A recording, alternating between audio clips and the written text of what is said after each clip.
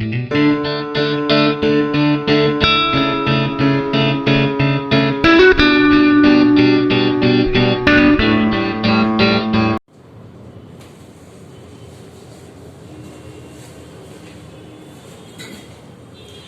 Students, Saraswati group of education તરફથી ઇંગ્લિશના video લેક્ચરમાં કમ્પોઝિશનની શ્રેણીમાં આજે આપણે પિક્ચર ડિસ્ક્રિપ્શન જોવાના છીએ, જેનું બોર્ડમાં મહત્વ છે 5 માર્ક્સ. તો પિક્ચર ડિસ્ક્રિપ્શન એટલે શું? તો કે સૌથી છેલ્લો પ્રશ્ન છે, એમાં આપણને ચિત્ર આપવામાં આવશે અને તે ચિત્ર જોઈ અને 10 વાક્ય લખવાના થશે, બરોબર? એટલે આમ એવી ગણતરીના સંદર્ભમાં નથી, 12 થાય તો પણ વાંધો નહીં, પણ 8 થવા ન જોઈએ, બરોબર? તો એવા 10-12 વાક્ય આપણે લખવાના છે, જેના આપણને 5 માર્ક્સ મળશે. હવે સ્વાભાવિક રીતે ચિત્ર એટલે શું? તો કે ચિત્રમાં વિગત હોય, તે વિગતોને અમુક એક શબ્દોથી ડિસ્ક્રાઇબ કરી શકાય. એટલે આપણે અહીંયા એવી 3 વિગત છે તે તમારી સામે આપેલી છે. સમજો કે આ રેલવે સ્ટેશનનું ચિત્ર છે, તો રેલવે સ્ટેશનના ચિત્રમાં હોય શું? આપણને જો આવા મુદ્દા નહીં આપેલા હોય, આ તો મેં મારી રીતે તમને સમજાવવા માટે લખેલા છે. તો એમાં તમને શું જોવા મળે? તો તમે કલ્પના કરો તો એમાં પ્લેટફોર્મ હોય, ટ્રેન હોય, પોર્ટર્સ એટલે મજૂરો હોય, ટિકિટ વિન્ડો હોય, પેસેન્જર્સ હોય, ક્લોક એટલે મોટી ઘડિયાળ હોય, પછી હોકર એટલે કે ફેરીઓ હોય, અથવા તો એક કરતા વધારે ફેરીઓ હોય, ગાર્ડ કે જે વિસલ વગાડતો હોય જ્યારે ટ્રેન આવે ત્યારે, ટિકિટ ચેકર હોય. આવી રીતના હજી પણ તમે લિસ્ટિંગ કરી શકો. નાના નાના દુકાનદારો હોય, કોઈ ટી સ્ટોલ હોય. તો આ રીતે આપણે તેની માનસિક યાદી તમે જોઈ શકો છો. તે વાત આપણે ચિત્રને શબ્દમાં રજૂ કરવાની છે. તે જ રીતે અહીંયા આપણે જોઈએ ગાર્ડન, તો બગીચામાં તમને દેખાતું હોય તે શું દેખાતું હોય? જો ટ્રીઝ વૃક્ષો હોય, સ્લાઇડ લપસ્યા હોય, સ્વિંગ એટલે હિંચકા હોય, બર્ડ્સ એટલે પક્ષીઓ હોય, ફાઉન્ટેન એટલે ફુવારો હોય, પીપલ લોકો, ચિલ્ડ્રન બાળકો, બેન્ચીસ હોય, એમાં પણ હોકર એટલે ફેરીઓ હોય, કાંઈ ને કાંઈ વસ્તુ છે તે વેચતા હોય. તેવી જ રીતે સમજો બર્થડે પાર્ટીનું ચિત્ર છે, તો બર્થડે પાર્ટીના ચિત્રમાં શું હોય? પહેલા તો બર્થડે નું સેલિબ્રેશન હોય. સેલિબ્રેશન હોય એટલે ડેકોરેટ કરેલું હોય, આખો રૂમ શણગારેલો હોય વ્યવસ્થિત, એમાં બેલૂન્સ હોય, તમે એ રીતના સ્ટ્રીમર્સ લખી શકો. કેક હોય જે વચ્ચે આપણને દેખાતી હોય, કેકની બાજુમાં બર્થડે બોય અથવા તો ગર્લ છે તે ઊભા હોય, જેનો બર્થડે હોય તે. ગેસ્ટ, ચારે બાજુ મહેમાનો ઊભા હોય. તે જ રીતના ગિફ્ટ્સ છે તે અહીંયા પડેલી હોય, જુદા જુદા બોક્સ હોય, તે ડેકોરેશનમાં રિબનથી બાંધેલા હોય અને તે ગિફ્ટ્સ આપણને જોવા મળે. કોલ્ડ ડ્રિંક્સ હોય અને સ્નેક્સ એટલે નાસ્તો હોય. તો આટલી વસ્તુ છે તે આપણને ચિત્રમાં દેખાતી હોય, હું એમ કહું છું. એના માટે કદાચ પર્ટિક્યુલરલી સામે ચિત્ર હોવું જરૂરી નથી. આ તો એના જેવું થયું કે કોઈ એક ટોપિક આપે ને, તો ટોપિક ઉપર પણ આપણે લખી શકીએ, પણ એક બીજો નિબંધ થઈ જાય. એટલા માટે તે લોકોએ શું કીધું કે ભાઈ તમે ચિત્ર ઉપરથી વાક્ય બનાવો. કારણ કે ઇંગ્લિશ લેંગ્વેજના સર્જકો અથવા તો કોઈ પણ લેંગ્વેજના જે કાંઈ પણ ટીચિંગ મેથડ્સ છે, તે ટીચિંગ મેથડ્સમાં એવી પાયાની બાબત છે કે માણસ છે તે ક્યાંય પણ જાય તો તે દ્રશ્યનું વર્ણન તે ભાષામાં કરી શકવો જોઈએ. આપણે રેલવે સ્ટેશને જઈએ તો રેલવે સ્ટેશનના સંદર્ભમાં આપણને વાતચીત થઈ શકે એટલો શબ્દ ભંડોળ આપણી પાસે હોવો જોઈએ. અને એટલા માટે છે તે આ બધા ચિત્રો આપી અને તે આપણું કમ્પોઝિશન ટેસ્ટ કરવામાં આવે. તો અહીંયા એક ટેકનિક આપીએ છીએ કે પહેલું વાક્ય કેવી રીતે, બીજું વાક્ય કઈ રીતના વાક્યને ગોઠવવું અને કેવી રીતના વાક્ય સ્ટાર્ટ આપવું, બરોબર? તેનો અહીંયા ડેમો આપવામાં આવશે. તો આપણે પહેલા તો ચિત્ર જેના વિશે છે ને તેની પહેલી લીટી ફરજિયાત બધી જ લખવી પડે જારી, અને તે સહેલું પણ છે. તો આ રીતે આપણે લખી શકાય કે this is a picture of a railway station.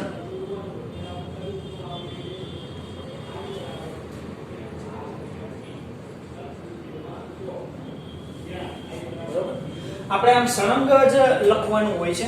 ઘણા લોકો મુદ્દો પાડે છે, પણ આપણે સ્વાભાવિક રીતે મુદ્દો પાડવાનું કહેવામાં આવેલું નથી. આપણે આમ સળંગ જ લખવાનું હોય છે કે જેથી કરીને પિક્ચર આપણે સરસ રીતે ડિસ્ક્રાઇબ કરી શકીએ. હવે આપણે ધીસ ઇઝ અ પિક્ચર એમ પ્રત્યેકનું પહેલું વાક્ય હોય ને, હવે આપણે તે ચિત્રના સંદર્ભમાં એવું જનરલ સ્ટેટમેન્ટ કરવાનું છે. તો આપણે તેમાં લખીએ. આ કોઈ પણ એક શબ્દ આપણે મનમાં રાખીને we can see 2 platforms in the picture.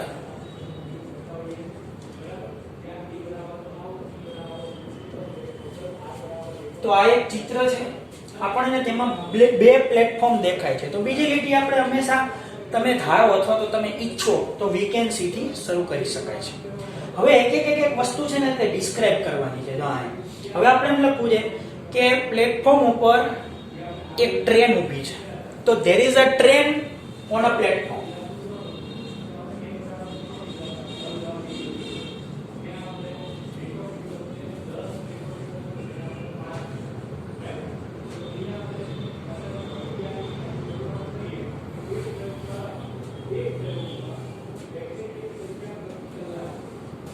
Some passengers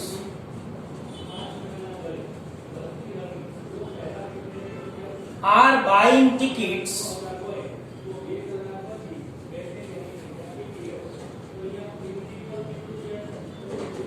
at the ticket window.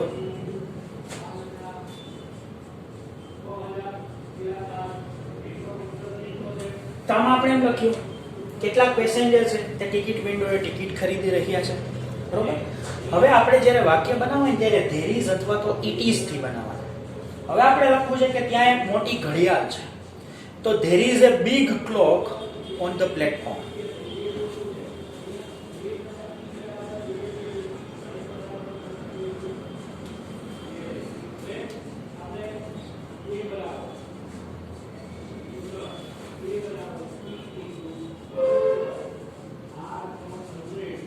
હવે આપણે લખવું છે કે ફેરિયા છે તે સામાન ઉચકી રહ્યા છે. તો લખવાનું કે સમ પોર્ટર્સ આર કેરિંગ ધ લગેજ. નાના સરસ મજાના ટૂંકા વાક્યો લખવાના છે. તો સમ પોર્ટર્સ આર કેરિંગ એટલે ઉચકવું.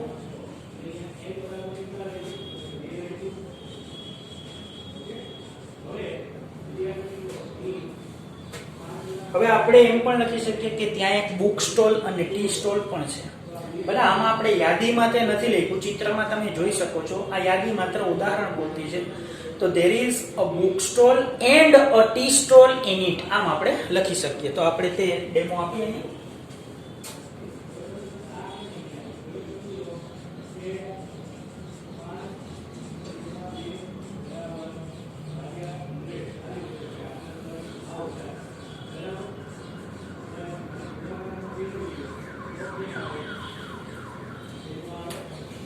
બરોબર. વોકરનું વર્ણન કરી શકાય, ગાર્ડનું વર્ણન કરી શકાય. A guard is also standing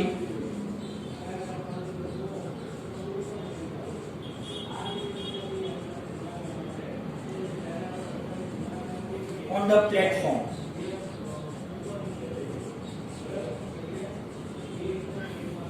A hawker is selling different things.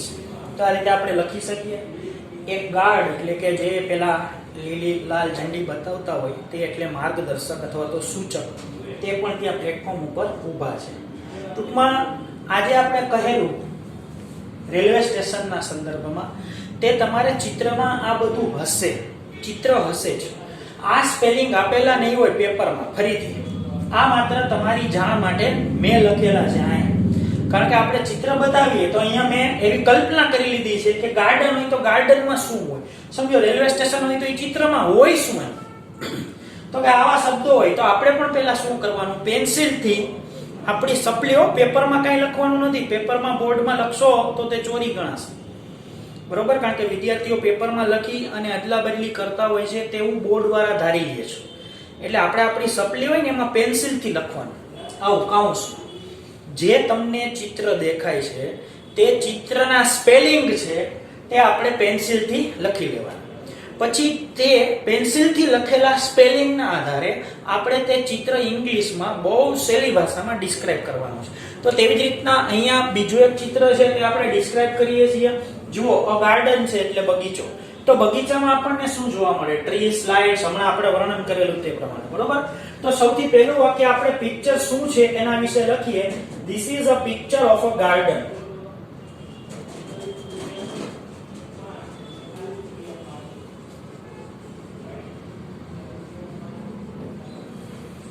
બરોબર.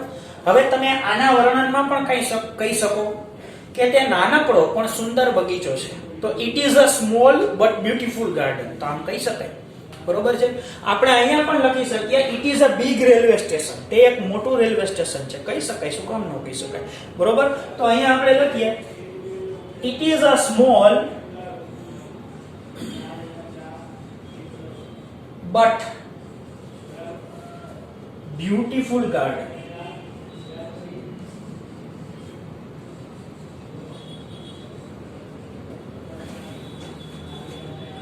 પછી there are many trees in it.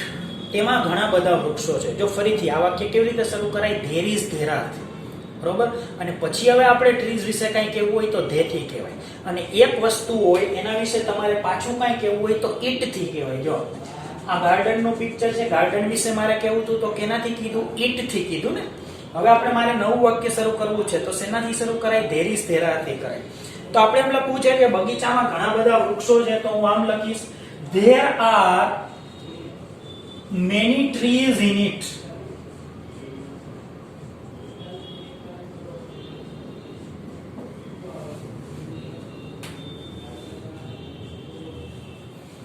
હવે we can see ક્યારેક એવી રીતનું આવે ત્યારે we can see એટલે આપણે જોઈ શકીએ છીએ. જો અહીંયા પણ મેં તે શબ્દનો પ્રયોગ કરેલો છે we can see. બરોબર. તો આપણે બે ત્રણ વસ્તુ એક સાથે મૂકવી હોય તો ત્યારે આ રીતના વાક્ય રચના છે તે મૂકી શકાય. ધેરારમાં પણ એક કરતા વધારે શબ્દોને એટેચ કરી અને તે વાક્ય આપણે કન્જસ્ટેડ બનાવી શકીએ, જેથી કરીને મોનોટોની છે તેને એવોઇડ કરી શકાય. તો જો અહીંયા we can see slides and swings in the garden.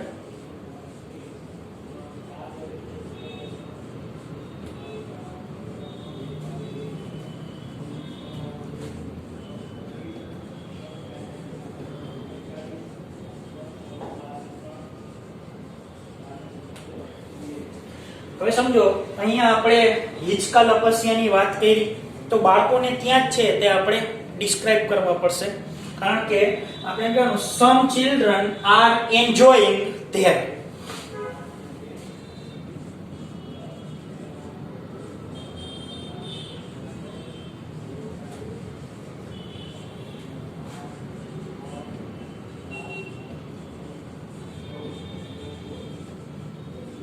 કેટલાક બાળકો ત્યાં આનંદ માણી રહ્યા છે.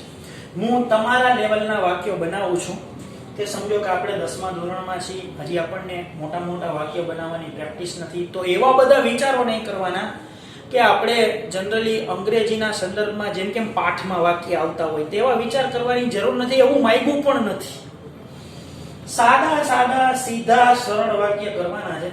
અહીંયા આપણે લખવાનું કે બગીચામાં કોણ આવે? વૃદ્ધ લોકો પણ આવે. બરોબર છે, કારણ કે તે પોતાના દીકરાના દીકરાઓ એટલે કે પૌત્રોને લઈને આવેલા હોય.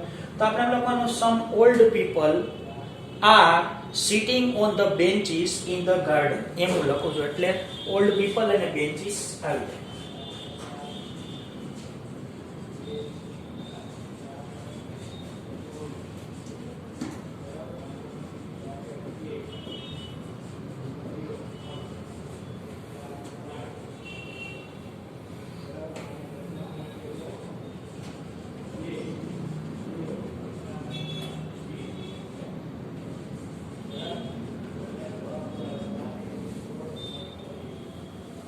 A hawker is selling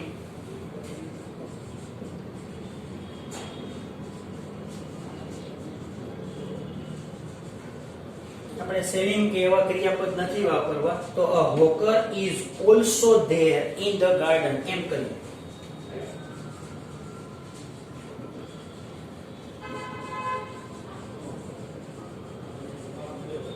હવે વાત આવી ફુવારાની, તો આપણે લખવાનું there is a beautiful fountain in it.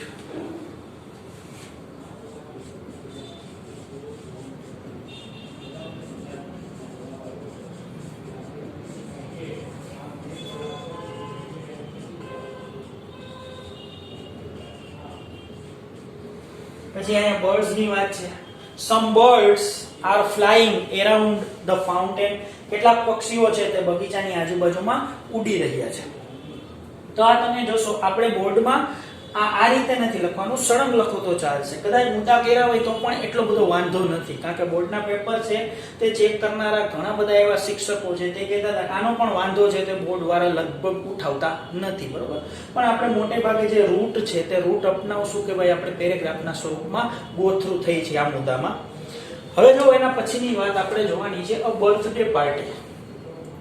તો અહીંયા તો સમજો લાઇબ્રેરી છે, બર્થડે પાર્ટી નથી, લાઇબ્રેરી. તો લાઇબ્રેરીમાં શું વસ્તુ હોય કલ્પના કરો. તો લાઇબ્રેરીમાં સૌપ્રથમ કપબોર્ડ્સ હોય, બુક્સ હોય, રીડિંગ ટેબલ હોય, લાઇબ્રેરિયન હોય, વાંચવાવાળા લોકો હોય, બરોબર છે. તો આવી રીતની જે વાત છે ત્યાં આવવા જવાની એન્ટ્રી ડોર હોય તો તે પણ આપણે કરવાની.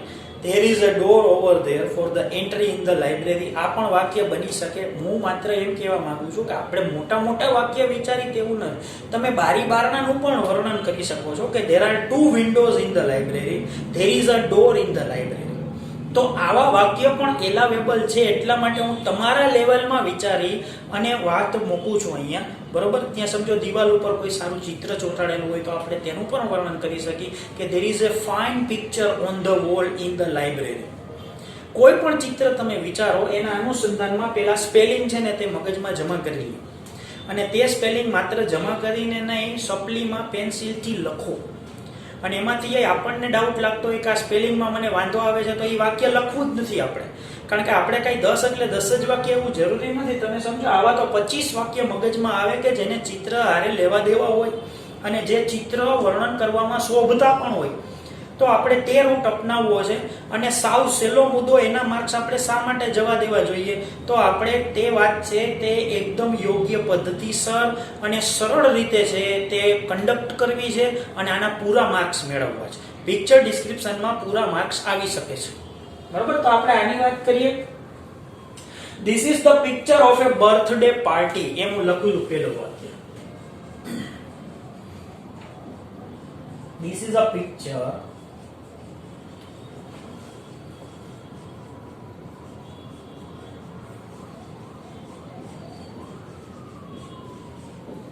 of a birthday party. પછી આપણે લખવાનું છે કે some guests are celebrating the birthday.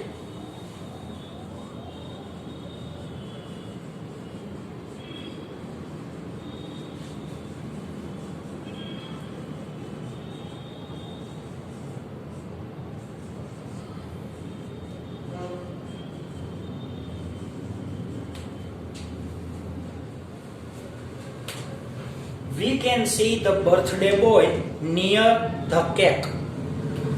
અહીંયા we can see birthday boy અથવા તો ગર્લ ગમે તે લખી શકાય. ચિત્રમાં જે જોવો છો તે વર્ણન કરવા. તો we can see કારણ કે બર્થડે બોય છે તે નિશ્ચિત હોય, એક જ હોય.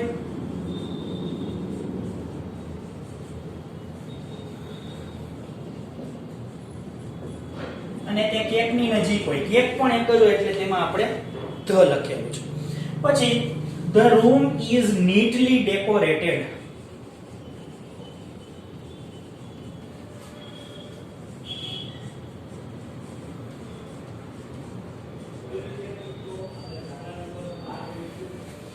ઓરડો છે તે ખૂબ સરસ રીતે સજાવેલો છે, બરોબર.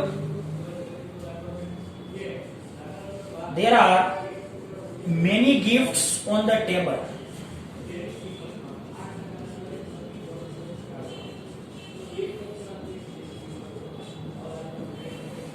અહીંયા ટેબલ ચિત્રમાં આપણને દેખાય છે જેના ઉપર ઘણી બધી ભેટ પડેલી છે. તો આપણે તેનું વર્ણન કર્યું કે ગિફ્ટ છે તે ટેબલ ઉપર પડેલી છે. અને the guests are enjoying cold drinks and snacks. મહેમાનો છે તે નાસ્તો અને ઠંડા પીણાનો આનંદ માણી રહ્યા છે.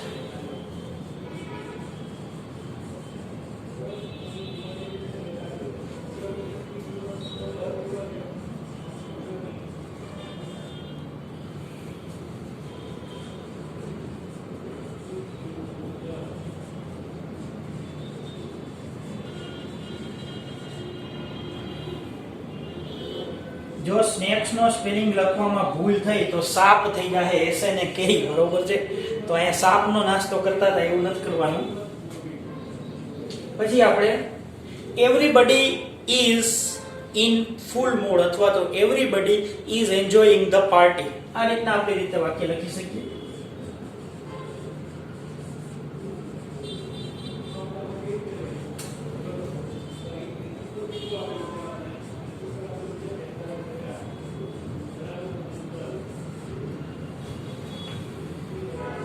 પછી આપણે એ પણ લખી શકીએ આ ખરેખર એક સુંદર ચિત્ર છે.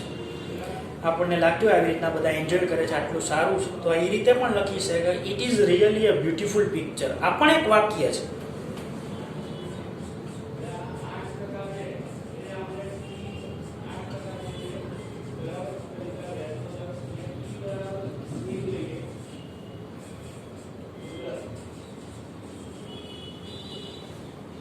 તે ખરેખર એક સુંદર ચિત્ર છે. તો આ વાત હતી પિક્ચર ડિસ્ક્રિપ્શનની. આ રીતના ચિત્ર આપેલા હોય તેનું વર્ણન કેમ કરાય તે પ્રેક્ટિકલી આપણે ડેમો આપીને સમજાવેલું છે. એકવાર આપણે CW માં આ બધું લખીએ, પણ જે બોર્ડમાં વિષય પૂછાય છે તે બહુ પરિચિત હોય છે, આવા જ વિષય હોય છે. કોઈ એવા અઘરા નથી હોતા કે કાંઈ આપણે ચિત્ર વર્ણન ન કરી શકીએ એવું નથી હોતું. બરોબર છે. આપણને એમાં વાક્ય મળી જાય. ચિત્રના આધારે તમે 20 વાક્ય બનાવી શકો. એમાંથી સમજો 10 વાક્ય એવા હોય કે અઘરા હોય, પણ 10 તો સહેલા હોય તો તે બનાવી શકીએ. તો આપણે એકવાર CW માં ઉતરીએ અને આવા 2 ટોપિક તમારે તમારી જાતે પસંદ કરવાના છે. એના વિશે આવું વર્ણન લખી અને મોકલવાનું છે લેસનમાં.